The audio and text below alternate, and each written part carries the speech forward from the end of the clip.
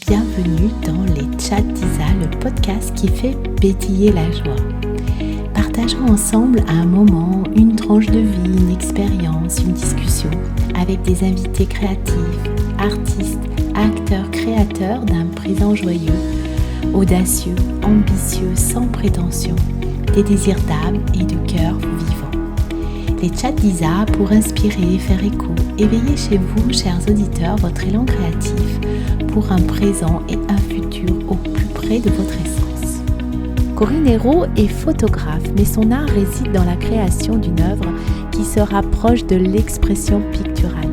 Je vous invite vraiment à venir découvrir ses œuvres sur son site ou dans les expositions qu'elle va proposer prochainement. Bonjour Corinne. Bonjour Isabelle. Comment vas-tu? Très bien, je te remercie. Très très bien. Je vais te présenter en tant qu'artiste et en tant que personne, si tu veux bien. Oui, bien sûr, je t'en prie. Donc, tu es née à Villefranche-sur-Saône. Pour ceux qui ne savent pas, c'est près de Lyon, à 45 minutes de Lyon à peu près, dans les années 70. Et aujourd'hui, tu vis et tu travailles à la Ferté-Bernard, c'est dans la Sarthe. Tu as débuté ta carrière d'artiste avec une première exposition en 2006 où le travail de l'intime prend une grande place. Et tu es surtout connue pour tes photographies aux figures féminines énigmatiques et sombres. Alors, tu questionnes dans tes œuvres le principe puissant du féminin sacré, on va en parler plus longuement, de l'intime. Et tu es inspiré par le mouvement pictorialiste. Alors là aussi, j'ai des questions à te poser. Donc, c'est vraiment dans la recherche perpétuelle du processus qui permet de donner ce caractère unique à chacune de tes photographies. Et pour ceux qui ne te connaissent pas, on mettra ton lien, ils iront voir. Effectivement, c'est vraiment très, très unique.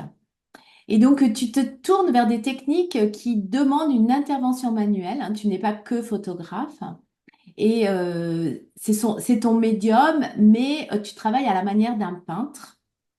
Et donc, les photographies, les procédés anciens et les transferts constituent l'ossature et la chair de tes portraits. Ensuite, eh bien, tu travailles avec l'aquarelle, l'acrylique, l'encaustique, les patines pour que toute l'énergie de tes héroïnes devienne vivante en fait. Donc, tu fabriques des jeux de matière et des clairs-obscurs pour qu'on aille vraiment au cœur du personnage qui est photographié. Est-ce que j'ai correctement résumé? Est-ce que j'ai pas fait d'erreur technique? Non, c'est parfait. Oui, c'est vrai que la technique par rapport à mon travail, elle est. Alors, à la fois, c'est tout ce qui apporte l'intérêt à mon travail et en même temps, c'est ce qui la partie un petit peu la plus complexe à faire passer, à faire comprendre. Et puis finalement, j'aime penser que c'est pas si important. C'est-à-dire que ce qui est important, c'est ce que j'aime bien faire passer, c'est que, ok, je fais de la photographie. Alors, ça peut être plein de sources, hein. Ça peut être ça. Ça peut être du Polaroid, ça peut être du sténopé, ça peut être des collages numériques d'images que j'attrape à droite à gauche, beaucoup de photographies anciennes. J'adore les photographies anciennes. Bon, voilà. Et j'aime bien fabriquer un univers autour de ça. Et cet univers, je le fabrique justement en apportant toutes les manipulations que je peux faire sur les images. Alors, plein de choses, des transferts, de l'acrylique, du pastel gras, de l'or, beaucoup d'or en ce moment et je pense de plus en plus. Oui, tout ça pour faire vibrer l'image et parce que j'ai toujours eu beaucoup de mal à. Alors, c'est pas du tout, je le dis tout le temps, ça, c'est pas du tout une critique vis-à-vis de ceux qui le font, mais je ne peux pas imprimer une image et juste la produire et la soumettre au public. C'est pas possible. Cette image, il faut absolument que j'intervienne dessus. C'est vraiment et c'est quelque chose qui m'a beaucoup interrogée depuis longtemps parce que c'est vrai que parfois j'utilise des procédés ultra complexes qui sont très très longs, très laborieux, avec deux, trois, quatre étapes parfois, et parfois plus même. Et parfois, je me dis, mais pourquoi tu t'embêtes à faire tout ça? Et là, j'ai accepté, là, depuis quelque temps, que c'est comme ça. C'est justement dans cet espace-là que toute ma créativité s'exerce. Et que si je ne faisais qu'une photographie que j'imprimais ou que je tirais en labo noir et blanc et que je soumettais comme ça, j'aurais pas ce plaisir de création. Donc, voilà, la technique, c'est important, mais en fait, quand même, ce qui est important, c'est ce que je produis à la fin et que je soumets au regard des gens en essayant de procurer des émotions. Parfois ça marche et puis parfois ça marche pas du tout, c'est pas grave, hein, ça fait partie de la création de ne pas plaire forcément à tout le monde. C'est toujours la difficulté de l'artiste Mm, à transmettre le message. mm, mm. Et là, c'est un message visuel, une Oui, émotion, une sensation, une ambiance que tu veux transmettre. oui, tout à Comment fait. ça se passe du coup? C'est les gens qui viennent te voir pour une photographie personnelle ou c'est plutôt toi qui vas à l'inspiration? Alors, pour l'instant, je travaille très peu sur commande. Ça m'arrive à chaque fois qu'on fait appel à moi pour ça. J'ai toujours beaucoup de plaisir à le faire. Je l'ai fait d'ailleurs il y a quelques jours pour quelqu'un. Mais c'est quelque chose que j'ai envie de développer, justement, parce que je trouve que toute l'expérience que j'ai acquise et puis toute cette démarche justement où je veux vraiment sublimer nos portraits, mais au-delà du portrait, je veux amener quelque chose de supplémentaire qui est plus en relation avec notre énergie intérieure. Je pense que ça peut avoir un grand intérêt pour les gens, pour sublimer le portrait de quelqu'un, voire même d'un disparu. Donc oui, j'aimerais bien développer ça, même si pour l'instant, je l'ai très peu fait. Quand j'ai vu tes œuvres, ça me faisait penser à des tableaux qu'on voit dans les châteaux, dans une ambiance très majestique, impériale, ancienne, Oui, faste. oui, oui. C'est vrai que j'ai un souci d'une certaine esthétique, effectivement. J'aime beaucoup, alors ça va parler à tout le monde parce qu'il est très connu, j'aime beaucoup Klimt, par exemple, avec ses figures très longilignes, effectivement, très majestueuses, qui imposent toujours une forme de charisme. Et je suis assez fascinée par ce type d'imagerie. Et je trouve que c'est une façon de rendre hommage justement à cette puissance intérieure qu'on a tous, hein, qu'on soit homme ou femme d'ailleurs, jeune ou moins jeune. On a ce truc en nous qui nous dépasse, qui nous transcende. Et je trouve que cette esthétique-là permet de le susciter. En tout cas, c'est ma façon de m'en emparer. Et c'est vrai que j'aime bien ces figures assez charismatiques, assez guerrières parfois même. Oui, c'est comme si en fait, de notre époque, on ne peut pas, par simple photo, montrer qui on est et que du coup, tu dois passer par Ah oui, oui, ça c'est très très quelque important. chose d'autre. Et d'ailleurs, c'est en ça d'ailleurs que je suis très inspirée par le mouvement pictorialiste. Alors, je vais l'expliquer justement. Le Oui. mouvement pictorialiste, c'est intéressant parce que c'est le premier mouvement artistique lié à la photographie, à une époque où la photographie commençait donc à émerger et qu'elle était cantonnée uniquement à la représentation de la réalité. Donc, les portraits de famille, les photos à l'époque de l'industrialisation où on immortalisait des scènes voilà, de travailleurs, des scènes de quartiers qui disparaissaient justement ou de métiers qui disparaissaient au profit de l'industrialisation. Donc c'était vraiment cette époque où la photo était vraiment un acte quasiment mécanique. Un noir et Et blanc. oui, c'était du noir Hein. et blanc, Noir c'était et plein de blanc. procédés, mais c'était mécanique. Voilà, on avait une émulsion et on captait ce qui était devant. Et les pictorialistes, en fait, ce sont les premiers artistes, beaucoup de Français d'ailleurs dans ce mouvement-là, des Américains aussi, Ce sont les premiers à se dire, mais la photo, la photographie, ça peut être autre chose. Voilà. Et apporter justement eh bien, une vision artistique, une vision du monde à travers la photographie. Donc, passer de cet acte très mécanique à quelque chose d'artistique. Alors, pour le faire, eh bien, ils ont fait ce que moi je fais, c'est-à-dire OK, on attrape une image, quelle que soit la façon dont on l'attrape, mais parce qu'on va l'attraper d'une certaine façon, avec un type d'appareil, avec un objectif particulier ou dans le traitement après, voilà, apporter de la couleur, des matières, eh bien, on va susciter autre chose, créer autre chose avec cette image. Et donc, on entre dans l'acte artistique, la création artistique. Donc voilà. Et c'est vrai que j'ai découvert ce mouvement et je me suis dit, mais en fait, j'ai rien inventé, en fait. Hmm. Ah, tu l'as découvert Mais après d'ailleurs, que je toi, tu trouve faisais que, ton travail, c'est ça? pardon, Tu l'as découvert après coup? oui, je l'ai découvert après coup, mais Intéressant. tu vois, c'est venu de façon très jolie, justement, nourrir parce que je suis autodidacte et j'ai commencé comme ça. J'ai découvert, tu sais, comme un enfant à la maternelle qui découvre tout un tas de choses, d'activités. Et voilà, je suis partie très pleine d'enthousiasme dans la photographie et la création artistique. Et petit à petit, j'ai découvert et je me suis, entre guillemets, fabriqué une très petite culture artistique, mais qui est venue nourrir cet intérêt pour la photographie et ce qu'on pouvait raconter avec une photographie. C'est-à-dire qu'on peut capter une image et avec cette même image, on peut créer enfin, Oui. une infinité d'univers différents. C'est ça qui est très joli. Et ça m'a permis,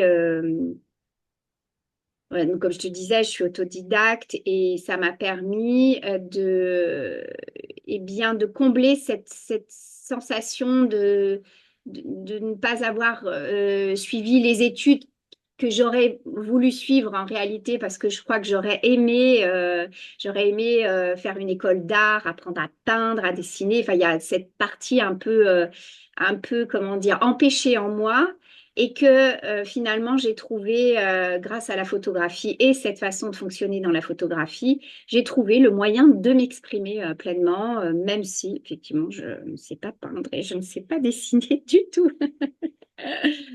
Mais on voit plein d'artistes hein, qui n'ont pas suivi, on va dire, le process Oui, tout et à qui fait. Ça, suivent je suis des... très réconciliée avec ça Oui. aujourd'hui. D'ailleurs, j'ai même beaucoup d'amis artistes qui ont suivi des formations artistiques et souvent, enfin, tous me l'ont dit, c'est très bien d'être autodidacte parce que ça permet de bousculer un peu plus facilement, alors pas forcément bousculer les normes, mais en tout cas de s'autoriser à essayer des choses qu'une formation pourrait peut-être un peu empêcher parce qu'il y a des règles. Voilà, la peinture à l'huile, ça s'utilise comme ci, comme ça, etc. Bon, bah, quand on est autodidacte, on fait des essais, alors parfois, C'est pas heureux. pas toujours, même très souvent. Mais tu vois, il y a cet élan un peu enthousiaste qui permet d'expérimenter joyeusement et puis de faire des trouvailles absolument incroyables à certains moments, versus bon, de grands plantages à d'autres. D'ailleurs, on dit souvent hein, que les grandes découvertes, elles ont été faites par erreur. Oui, tout Hein. à fait, tout à fait. C'est vrai que j'ai... ouais, on appelle ça d'ailleurs la sérendipité. J'adore cette idée que ça puisse intervenir dans un processus artistique. Et d'ailleurs, ça m'est arrivé notamment une fois avec un procédé que j'ai découvert. Et là, ça a été juste un truc incroyable où je me suis dit, mais waouh, c'est dingue. Et c'est en essayant de tremper un papier. Enfin, non, c'est un accident. C'est-à-dire que j'avais un papier particulier sur lequel j'avais imprimé une image et puis je faisais un essai avec autre chose. Et ce papier est tombé dans une mixture improbable. Et alors là, il s'est passé un truc magique. L'émulsion s'est décollée. C'était juste magique. Et ça m'a fait une sorte d'émulsion ultra fragile, ultra fine, mais hyper organique, enfin, qui était incroyable. Et alors là, pour moi, ça a été une grande découverte. Et bon, après, j'ai fait plein de choses avec cette technique-là. Et puis un jour, le papier que j'utilisais a changé, enfin, l'émulsion a changé et ça fonctionnait plus. Bon, ben, Ah c'est pas mince. grave, j'ai fait autre chose. Oui, parce qu'après, il y a Voilà. la reproduction Ouais, ouais, c'est ça, ouais, de ouais, reproduire le geste. ouais. On a parlé de puissante et universel féminin sacré. C'est quelque chose qui t'anime énormément également. Oui. Tu Oui. peux nous partager ta vision, ce que tu Mm. veux exprimer? Ouais. Alors, le féminin sacré, c'est une notion que je manipule avec prudence parce que je constate, justement en échangeant à ce propos, que c'est souvent enfermant. En tout cas, que plein de gens se sentent exclus de ce message. Alors que bien entendu, le féminin sacré, c'est d'abord tout sauf féministe, mais surtout tout sauf féministe, j'insiste là-dessus. C'est-à-dire que c'est pas une guerre du féminin versus le masculin, pas du tout. En fait, c'est juste s'autoriser, autoriser cette part qui est bien plus réceptive, intuitive, empathe, l'autoriser à fleurir en nous. Et alors, ça peut être comment dire, un enjeu autant pour les hommes, on peut l'imaginer, bien sûr, mais aussi pour les femmes, voilà, qui sont devenues des guerrières parce que pas le choix, et que bien souvent, cette part féminine en nous, on a tendance un petit peu à alors, soit la cacher, soit la contenir. Et je trouve que l'époque qu'on traverse aujourd'hui, c'est une époque justement qui nous invite à l'exprimer, à l'expandre. Et je pense que ce qui est vraiment intéressant, c'est que ça dépasse vraiment les frontières d'un sexe ou d'un autre. C'est pas du tout sexué, au contraire. Et j'aimerais bien pouvoir trouver une terminologie qui soit plus inclusive. C'est un mot très à la mode, mais malgré tout, parce que c'est vraiment quelque chose d'universel. Et finalement, tu vois, je chemine, c'est-à-dire que ma création et mon cheminement artistique sont très vivants. Et je chemine petit à petit et je me dis que finalement, ce féminin sacré, c'est peut-être pas tout à fait ce que je voudrais défendre, puisque vraiment, je veux défendre notre lumière universelle, tu vois, qui dépasse tout ça, qui dépasse même notre humanité, tu vois, ça pourrait être autre chose. Et donc, oui, le féminin sacré, on l'a en nous tous, qu'on soit des hommes, qu'on soit des femmes. J'ai envie j'ai envie de le promouvoir, mais c'est surtout en fait enfin, ce qu'il porte en lui que j'ai envie de promouvoir. Alors, je, je, je navigue un peu en ce moment, je réfléchis à la façon la plus juste pour parler de ça et pour pouvoir le partager sans que ce soit réducteur. Voilà. Je voudrais tellement être universelle. Voilà. Mm. Oui, le mot lumière, je trouve, est intéressant parce que là, on voit que c'est plus forcément une question de femmes et d'hommes, hein, c'est une question d'humain. Totalement. Et cette notion de lumière, elle m'évoque quelque chose de plus puissant, de plus grand, comme tu le montres je dis tableaux, mais en fait, Oui, oui, mais oui, parce que ce sont des pièces uniques et elles sont souvent sous forme de tableau, en fait. ouais. Donc tu peux. La grandeur, en fait, de l'homme dans une forme on va dire, de divinité, Oui, hein, oui, pour oui, dire tout ça, à fait. Ouais, ouais. Oui, oui, c'est vrai dans que bah, sa pareil, ça, divinité. c'est une terminologie qui peut être vite très mal interprétée, mais Et oui, finalement, après, on on a. part sur la question de la Ouais, religion, de la ouais, ouais. spiritualité.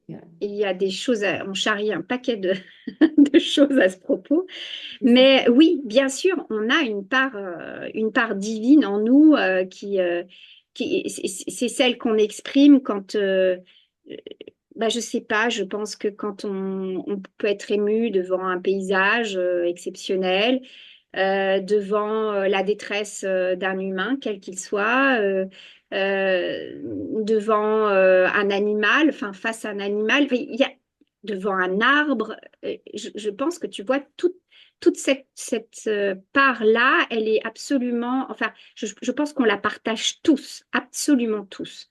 Même le pire des humains a à un moment donné vibré cette chose-là en lui. Et tu vois, il y a quelque temps, j'écrivais un petit article sur LinkedIn et d'ailleurs, je l'ai repartagé il n'y a pas très longtemps, enfin, verbalement, enfin, à l'oral, lors d'un vernissage.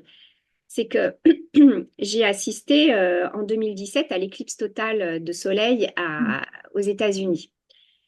Alors, bon, on s'imagine les États-Unis, c'est voilà l'enthousiasme, la fête, tout le monde est content. Enfin, il y avait bon cette espèce de, de, de oui de forme de joie très enfantine dont sont capables les Américains. C'est absolument génial. Donc on est là-dedans, c'est super. C'était très cosmopolite, c'était absolument génial.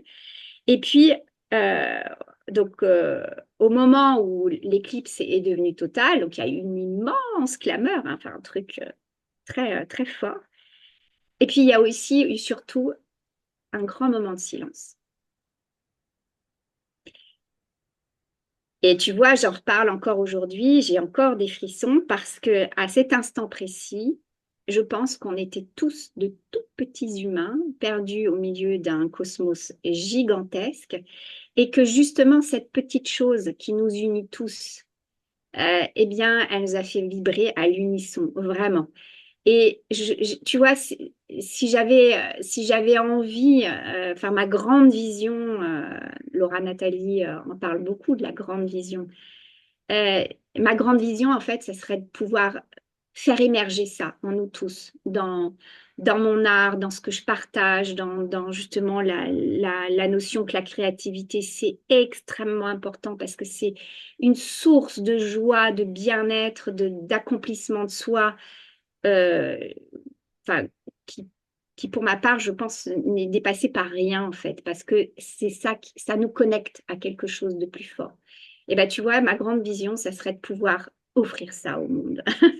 Alors, certains me diraient, mais Coco, on m'appelle Coco dans le privé, t'es un petit peu, un petit peu trop enthousiaste, un petit peu naïve ou je ne sais quoi, peu importe. Mais tu vois, quand je me connecte à la création, c'est vraiment, je sens que c'est vers ça que je veux tendre.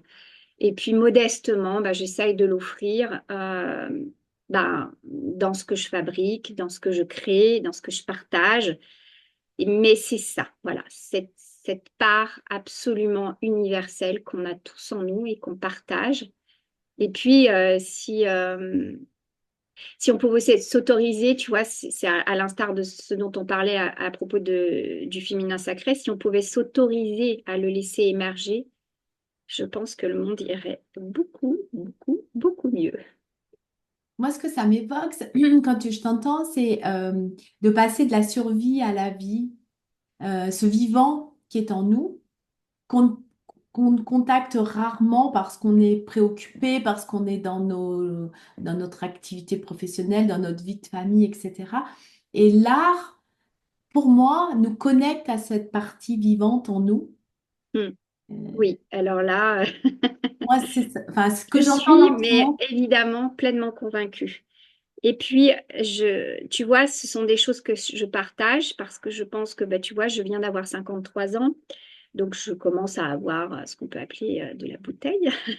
La sagesse. Et surtout, j'ai vécu des expériences qui m'ont connectée à ce dont tu viens de parler juste à l'instant.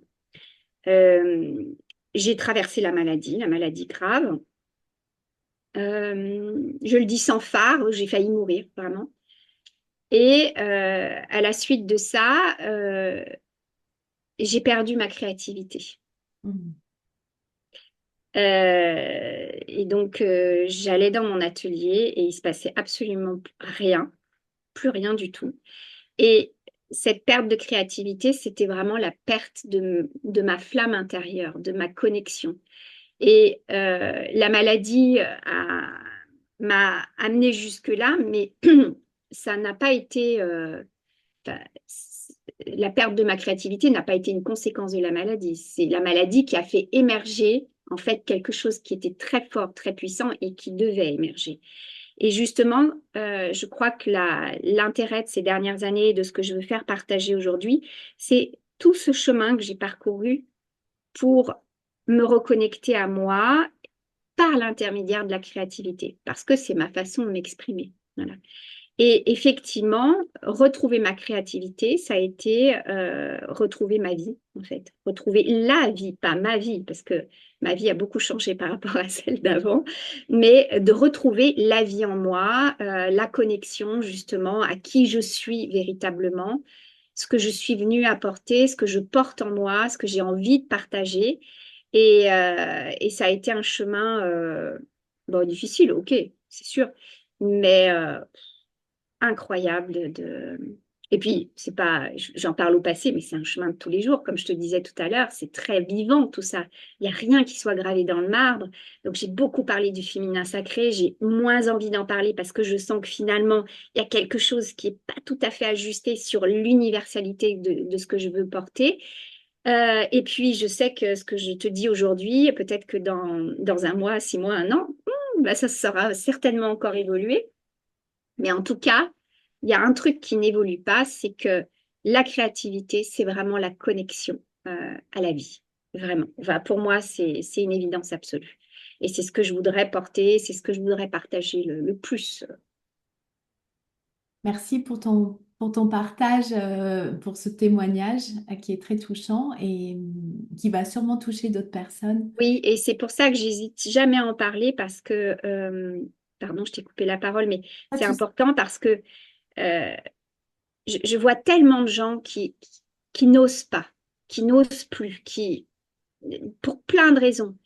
Et je me dis, bon sang de bois, c'est quand même pas, il y a quand même certainement un moyen d'échapper à cette malédiction qui voudrait qu'on ne peut pas s'exprimer, être pleinement qui on est sans avoir pris un mur monumental dans sa vie. Alors, la résilience, c'est extraordinaire. Je la pratique tous les jours. J'en fais écho très souvent. Mais je suis certaine qu'il y a moyen de bypasser ce truc-là. On n'est pas obligé de souffrir à mort pour, pour être heureux, tu vois. Et c'est ça que j'aimerais montrer aux gens, que j'aimerais offrir. Voilà. Ouais, je suis d'accord avec toi. Moi, ça m'a beaucoup interpellée. C'est souvent dans les grosses crises que les gens vont révéler leur lumière. Mais je suis d'accord avec toi. Pourquoi on est obligé de passer par là? Oui, alors Et tu vois, et sûrement se puis, ouais. révéler dans le bonheur, quoi. Jeune en plus. Oui, c'est On ça. va Et attendre et je pense qu'en fait, 50 tu ans. vois, bon, ma fille a 18 ans et donc on parle souvent de ça et je pense que je ne sais pas quel âge tu as, Isabelle. Bon, je pense que je suis un peu plus âgée que toi, mais Non, non, d'accord. Alors tu es très jeune, c'est clair. Euh, c'est que, euh, c'est que je pense que notre génération, elle a quand même le devoir, et notamment nous en tant que femmes, alors là je reviens un petit peu en arrière par rapport à ce que je disais, mais justement, allez, de gommer un petit peu tout ce poids du passé, ces expériences qui sont un peu engrammées même dans notre ADN, j'en suis persuadée. Et ben voilà, il y a un chemin de conscience à fabriquer et à léguer, à partager. Vraiment, il y a une forme, alors j'aime pas le terme, mais je dirais une forme de devoir ou d'obligation à partager, à dire tout ça. Et parce que je pense que c'est utile. Voilà, en toute modestie, mais je pense que c'est utile. je suis totalement d'accord avec toi. C'est pour nos générations et on le voit quand même hein, dans nos enfants. Moi, j'ai une fille qui a à peu près le même âge que la tienne, un petit peu plus âgée. Et je vois déjà qu'elles n'ont pas les mêmes intentions pour leur vie que nous, c'est-à-dire de faire carrière, d'avoir un métier, des enfants, une maison, quelque chose de hyper classique. Ils ont chacun envie de trouver leur voie Oui, unique de bonheur. ouais. Et il y a plus trop ces schémas. Ça existe encore, mais je trouve qu'il y a moins ces schémas universels qui seraient la porte d'accès à une vie heureuse. Ouais, c'est vrai. Ouais, ouais. Je pense que malgré tout, enfin, moi, je trouve qu'il y a un. Alors là, on va parler de trucs un peu plus perchés, hein, mais je trouve qu'il y a un éveil des consciences assez Oui. général. Et je peux même, tu vois, je suis très proche des animaux, j'adore notamment les chevaux. Bon, j'ai un chien, j'avais un chat, enfin bon. Et je trouve que même les animaux ont une élévation de conscience. Enfin, je trouve assez fantastique cette capacité qu'ils ont aussi à évoluer. Alors là, c'est peut-être un peu perché, mais bon, Non, mais je suis d'accord avec toi. c'est Mm. quelque chose que moi, je ressens. Et c'est un mouvement global, il y a quelque chose qui évolue. Alors évidemment, ça entre en friction très, très dure avec une actualité qui peut paraître ultra sombre, dont moi je suis totalement déconnectée. Je regarde, voilà, vraiment, voilà, je peux pas dire que je m'en fous parce que ce serait pas juste, mais je pense que la réalité que je crée, elle peut pas se confronter à ça parce que finalement, elle est salie par ça. Et que ma responsabilité, c'est justement de préserver cette lumière et justement de la dispenser le plus possible. Et cette élévation de conscience que je vis, moi, ben, j'essaye de le préserver, enfin, de la préserver, pardon, le plus possible. Oui, pour que justement il y ait de plus en plus, ça, c'est ton message, de plus en plus de C'est la valeur personnes d'exemple. qui prennent conscience de ce Ouais, vivant qui est précieux, ouais, ouais, tellement précieux et qu'on oublie d'honorer. Et du coup, ce que tu fais, ben, le permet. oui. Et Plus tu il y vois, a de gens, plus il y a de gens créateurs comme ça, oui, artistes, qui oui, créent eux-mêmes, et ben, on ira de plus en plus loin. oui, c'est vrai. Et tu vois, toujours pour revenir à Laura Nathalie, il y a quelques jours, je suis tombée par hasard sur un live qu'elle avait lancé, comme elle le fait parfois, euh, dans lequel elle disait, on n'a pas besoin de conseils, on a Ouais. besoin d'exemples. Ouais. Alors ça, je me suis dit, waouh, évidemment. Elle m'avait déjà fait shifter sur un truc tout simple, c'était le don de soi. Et pareil, j'avais fait une immersion avec elle et on papotait sur plein de... Bon, bref, voilà. Et à un moment, elle parle du don de soi, mais c'était même pas vraiment le sujet de la conversation. Sauf que ce truc-là, ça a tilté. Je me suis dit, mais oui, mais bien sûr qu'évidemment, il faut apporter au monde. Bien sûr qu'il faut s'offrir et qu'on recevra en retour dans quelque chose de très équilibré. Et pas du tout dans une énergie de je donne tout et puis, bah non, pas du tout. Mais créer un, comment dire, un flux équilibré, mais dans lequel aussi on offre au monde. Et alors, ce dernier shift-là, ça a été, on n'a pas besoin de conseils, on a besoin d'exemples. Eh bien voilà, il faut être exemplaire. Voilà. Mais pas il faut, mais d'abord pour soi, hein, parce que voilà, c'est ça qui est le plus important. Et oui, parce que le don de soi, il est aussi pour soi. Absolument, mais, et en priorité, je dirais même. Quand on J'ai pas peur de le donne dire, ouais, de ouais, soi, on se donne à soi. ouais. Et Hein. j'essaye souvent de le dire parce que c'est un message que j'ai vraiment reçu aussi, c'est que tout ce qu'on fait, on le fait d'abord pour soi. Et à partir du moment où on le fait pour soi, c'est aligné et ça parle aux autres, ça parle aux gens. Et c'est une énergie assez étonnante qui est détonnante aussi par rapport à notre éducation judéo-chrétienne où il faut se faire tout petit, il faut pas parler de soi, il faut pas se montrer, il faut, bon, tous les il ne faut pas qu'on peut imaginer. Alors que effectivement, parler à soi, écrire pour soi, créer pour soi, eh bien, c'est la forme, je trouve, de générosité la plus absolue qui soit. Est-ce que tu veux dire aussi que quand on parle en jeu, alors le jeu, il peut être écrit, mais là, pour toi, il est visuel, de ton art, eh bien, ça fait écho, ça fait miroir, et finalement, comme on pourrait dire qu'il n'y a qu'une seule conscience, qu'on est tous reliés, qu'on est tous un, eh bien, forcément, ça parle à une autre part de l'autre. Absolument.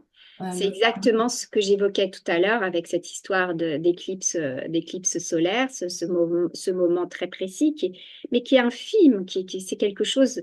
D'ailleurs, c'est pas définissable, ça, il n'y a pas de mots pour ça, il Faut n'y le en a pas. vivre, Voilà, faut faire il faut le vivre. l'expérience. Et c'est exactement la même chose que l'on peut ressentir en écoutant, je sais pas. Je sais pas, un requiem de Mozart. Alors, moi, c'est pas mon préféré, mais bon, il parle Mhm. à tout le monde. Donc, il y a une part de divinité, une part. Alors, divinité, je pense que c'est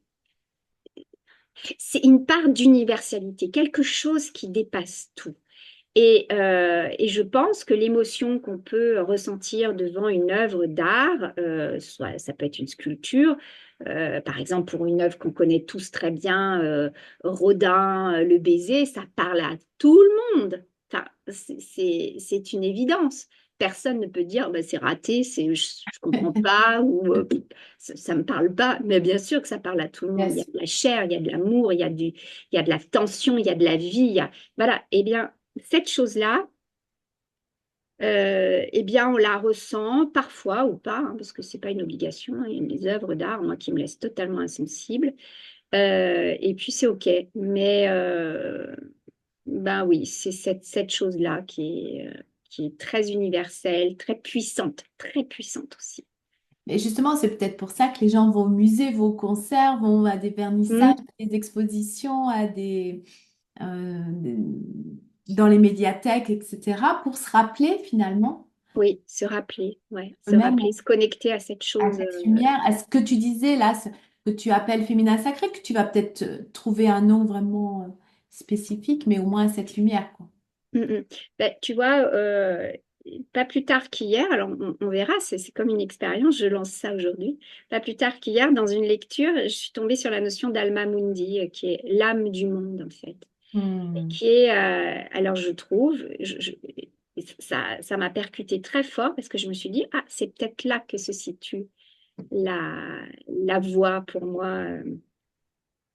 Parce que cette notion d'Alma Mundi, elle transcende tout, en fait. Hein. Elle Oui, est dans la je nature, comprends. elle est dans la terre, elle est dans les arbres, elle est dans les éléments, elle est dans notre humanité, dans les animaux, dans l'univers. Enfin, et je pense que il y a, voilà. Je- Aujourd'hui, je suis très excitée à me dire, ah, je vais creuser cette notion-là parce qu'elle me parle très fort. Ouais. Ah ouais. Quelle est ton actualité, Corinne? Alors, mon actualité, eh bien, écoute, j'ai deux expositions en cours là. Il y en a une qui s'est terminée il y a quelques temps et là, j'en ai une au Mans, au Centre d'art FIA. Donc, c'est une exposition dans laquelle les dryades sont exposées. Alors, les dryades, c'est les nymphes de la mythologie grecque, les gardiennes de la forêt. Donc là, on a vraiment des figures féminines très spirituel. Voilà, il y a de l'or, il y a des auras, il y a des éclats de lumière qui suscitent cette lumière intérieure qui me tient tellement à cœur. Et puis j'ai une autre exposition en cours aussi à la Galerie Courcelles à Paris, dans le 17e, où là j'expose une série ancienne, Le souvenir de ces époques nues, qui est une série que j'aime beaucoup, qui porte en elle déjà toutes les racines de ce que j'exprime aujourd'hui. Donc c'est assez joli d'ailleurs de se replonger dans ce travail plus ancien, mais que j'adore vraiment beaucoup. Et puis une autre série plus récente, enfin, qui est même vraiment mon actualité, qui s'appelle Les Inner Lights, hein, donc Lumière intérieure en français, qui est une série de portraits sur de l'or, sur des feuilles d'or véritables. Donc là, vraiment, il y a une volonté de faire jaillir cette lumière de façon très frontale. Et puis, c'est vraiment la première série enfin, grâce à laquelle j'exprime ouvertement la spiritualité qui m'anime. Et c'est très joli parce que j'ai l'occasion d'échanger à ce propos, je sens que les gens euh, connectent à cette chose-là. Alors, bon, il y en a certainement à qui ça parle pas du tout, peu importe. Mais en tout cas, les gens avec qui je connecte à ce propos-là, ça fabrique une connexion très forte, très, très joyeuse. Et je suis très heureuse parce que c'est vraiment, cette série-là, c'est le fruit de tout le cheminement depuis la maladie. Vraiment, elle s'incarne là-dedans. Et puis, donc j'ai une autre expo qui va commencer au mois de novembre à Lyon et qui va certainement s'appeler Alma Mundi, en tout cas, parce que là, j'ai la volonté de travailler plus sur les paysages, mais toujours avec cette notion de puissance lumineuse, enfin de cette énergie-là qui sort de tout, et notamment des arbres. Voilà. Ou à Lyon. À Lyon, c'est la galerie Catherine Minguy dans le deuxième arrondissement, non, le premier arrondissement, c'est sur les pentes de la Croix-Rousse, D'accord. montée de la Grande Côte. Voilà, c'est à partir du 7 novembre. Ben, dis donc, c'est vraiment magnifique toutes ces Oui, expositions. Et si les gens veulent t'acheter quelque chose et qu'ils ne peuvent pas se rendre à ces... oui. Alors, bien, ils peuvent déjà On peut te contacter. trouver, hein, ils te contactent. Oui, absolument. J'ai un site internet. On me trouve facilement sur les réseaux sociaux avec Corinne Hérault. Et puis, on peut évidemment contacter la Galerie Courcelles, là, qui est vraiment ma représentante sur Paris. Et puis, la Galerie Catherine Minguy quand l'exposition sera lancée. Et puis, j'ai aussi une boutique sur mon site internet sur laquelle on peut acheter des œuvres en direct. Voilà. Merci Corinne. Et oui, et d'ailleurs, c'est très intéressant, tu vois. Ça, ça c'est quelque chose, tu vois, que j'ai envie de partager. L'art et l'argent. Ah, alors oui, on n'en a pas parlé. L'art et Moi, l'argent. j'allais te demander si tu voulais rajouter quelque chose. Vaste programme Mais oui, dans l'inconscient collectif. Bah combien oui, vaut, les vaut une artistes vivent œuvre? d'amour et d'eau fraîche, mais non, en fait, pas du tout. Bien sûr, bien sûr. Bah oui. Mm. Ouais, ouais. Non, non, ça c'est très intéressant. Et même, ce que je constate souvent, c'est que les artistes en général ont beaucoup de difficultés à porter cette notion d'argent, Oui, oui. de commerce. C'est-à-dire que, OK, on produit quelque chose qui peut être extrêmement spirituel, qui peut être extrêmement, comment dire, intime, mais en même temps, ça reste, et alors là, je vais peut-être choquer, ça reste un produit comme un autre. Mais Voilà oui, qui bien doit sûr. être, voilà, et qui doit être échangé avec une belle énergie, parce que l'argent, ça peut porter une très belle énergie. Une énergie pleine de pouvoir. C'est vraiment, à mon sens, celle qui a le pouvoir de changer le monde aujourd'hui. C'est l'argent, quoi qu'on en dise. Alors, il y a beaucoup de gens que ça hérisse, mais malgré tout, c'est un levier de pouvoir très fort. Et puis, le jour où on pourra s'en dépêtrer parce qu'on aura eu une élévation de conscience telle que finalement, on n'aura plus besoin de cette notion-là pour échanger avec l'autre. Alors là, tout ira bien et je serai la première à m'en réjouir. Mais en attendant, acheter de l'art, c'est soutenir les artistes, c'est soutenir la création, c'est soutenir cette part un petit peu à la fois pas vitale. Je sais plus, là, c'est Elisabeth Gilbert dans son livre qui dit l'art, ça sort pas les poubelles. Ouais, c'est vrai, ça sort pas les poubelles.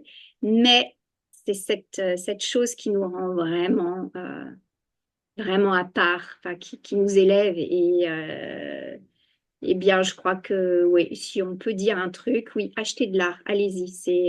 Et parfois, c'est beaucoup moins cher que ce qu'on imagine et beaucoup plus utile que ce qu'on imagine. Oui, et puis toi, tu fais travailler d'autres artistes quand tu Mm. achètes tes feuilles, quand tu achètes tous tes procédés, tous tes... Mais c'est un etc. cercle extrêmement vertueux. C'est pour ça que l'argent est extrêmement puissant et qu'il faut le valoriser, qu'il faut valoriser sa valeur, enfin, ce qu'il porte en lui. Parce que l'argent a le pouvoir, ok, d'acheter des armes, de financer des guerres, de faire le mal, vraiment avec le M majuscule, mais il a aussi le pouvoir de faire les plus belles choses, vraiment. Et Et oui, si on arrive à se concentrer sur cette énergie que porte l'argent, eh bien, mais tout est dit. Voilà, ça n'est plus un problème. c'est-à-dire ce n'est pas de voir comme une dépense, mais de voir comme un investissement. Et quand on va voir son tableau, qui n'a pas envie d'avoir un tableau chez lui qui lui rappelle justement qu'il est en vie et qu'il est vivant, qu'il porte cette lumière? Mm, mm, tout à fait, tout à fait. Est-ce que tu as quelque chose d'autre à ajouter, Corinne, Oh, ben avant écoute, non, que... non, non, non, mais si, te remercier. Ah, merci. Merci à Te toi. remercier pour cet échange. C'est vraiment, oui, c'est joli de donner la parole aux gens comme tu le fais.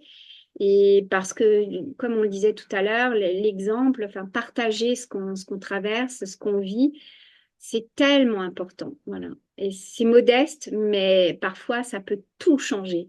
Et parfois, enfin, moi, j'en ai fait l'expérience. Quelques mots ont suffi, hein. Le don de soi de Laura Nathalie, moi, ça m'a fait basculer dans autre chose. Et oui. Le don de soi. Trois mots. Le don de soi. Quatre, pardon. Quatre mots ont suffi. Et voilà, et c'est juste en échangeant, en partageant que ça, c'est possible. Merci à toi, merci Corinne et Merci merci à toi. aux gens qui nous suivent. Oui, Bonne merci. journée. Merci. J'espère que cet épisode vous a plu.